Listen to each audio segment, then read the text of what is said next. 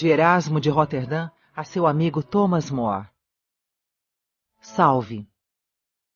Achando-me dias atrás, de regresso da Itália à Inglaterra, a fim de não gastar todo o tempo da viagem em insípidas fábulas, preferi recrear-me, ora volvendo o espírito aos nossos comuns estudos, ora recordando os doutíssimos e ao mesmo tempo dulcíssimos amigos que deixara ao partir. E foste tu, meu caro More, o primeiro a aparecer aos meus olhos, pois que, malgrado tanta distância, eu via e falava contigo com o mesmo prazer que costumava ter em tua presença, e que juro não ter experimentado maior em minha vida. Não desejando, naquele intervalo, passar por indolente, e não me parecendo as circunstâncias adequadas aos pensamentos sérios, julguei conveniente divertir-me com um elogio da loucura. Por que essa inspiração? Perguntar-me-ás. Pelo seguinte: a princípio, dominou-me essa fantasia por causa do teu gentil sobrenome, tão parecido com a Mória, loucura em grego, quanto realmente estás longe dela, e, de certo, ainda mais longe do conceito que em geral dela se faz. Em seguida, lisonjeou-me a ideia de que essa engenhosa pilhéria pudesse merecer a tua aprovação, se é verdade que divertimentos tão artificiais, não me parecendo plebeus, naturalmente, nem de todo insulsos, te possam deleitar, permitindo que, como um novo Demócrito, observes e ridicularizes os acontecimentos da vida humana. Mas, assim como, pela excelência do gênio e de talentos, estás acima da maioria dos homens, assim também, pela rara suavidade do costume e pela singular afabilidade, sabes e gostas, sempre e em toda parte, de habituar-te a todos e a todos parecer amável e grato. Por conseguinte, gostarás agora, não só de aceitar de bom grado esta minha pequena arenga, como um presente do teu amigo, mas também de colocá-la sob o teu patrocínio, como coisa sagrada para ti, e, na verdade, mais tua do que minha.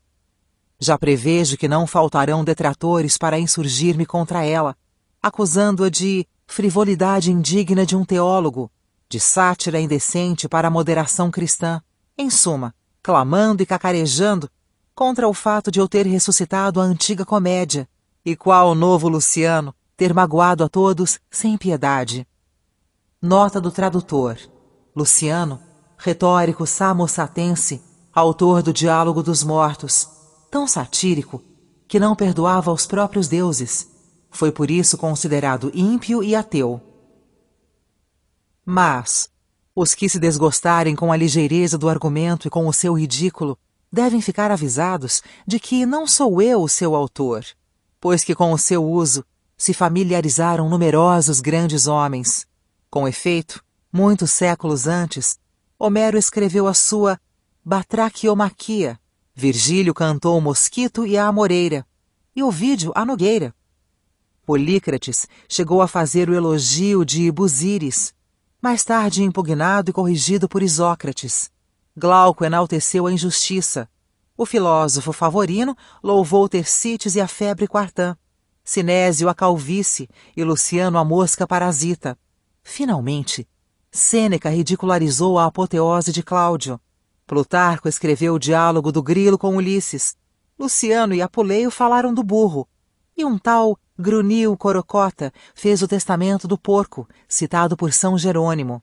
Saibam, pois, esses censores que também, para divertir-me, já joguei xadrez e montei em cavalo de pau, como um menino.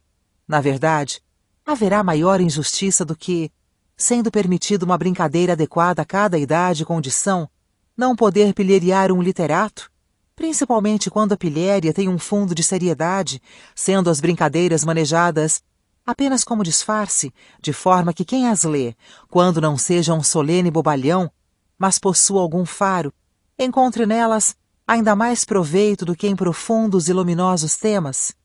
Quer dizer, então, de alguém que, com um longo discurso, depois de muito estudar e fatigar as coisas, elogiasse a retórica ou a filosofia, ou de alguém que escrevesse o elogio de um príncipe, outro uma exortação contra os turcos, outro fizesse horóscopos e predições baseado nos planetas, outro questões de lana caprina e investigações futilíssimas.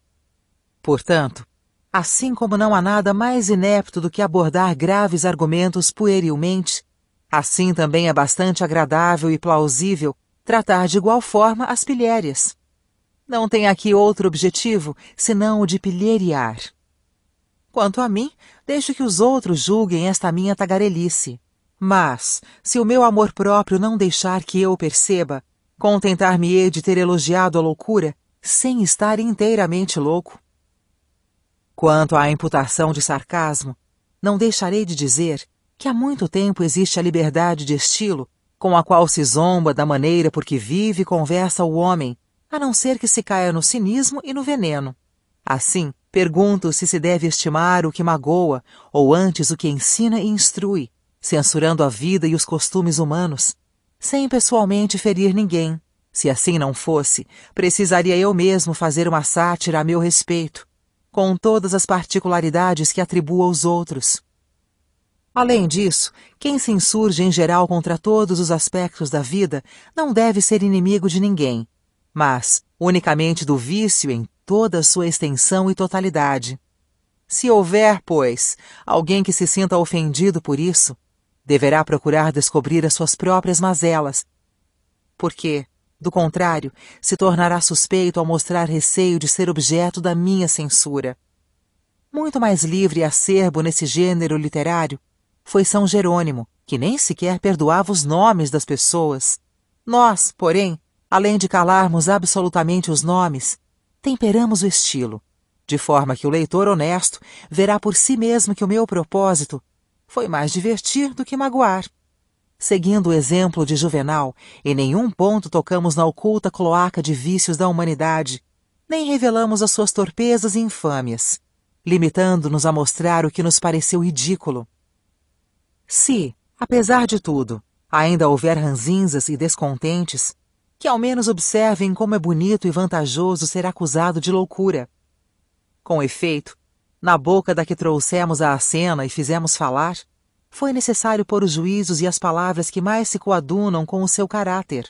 Mas, para que hei de te dizer todas essas coisas, se és emérito advogado, capaz de defender egregiamente mesmo as causas menos favoráveis? Sem mais, eloquentíssimo mor, estimo que estejas são e tomes animosamente a parte de tua loucura. Na Vila, 10 de junho de 1508.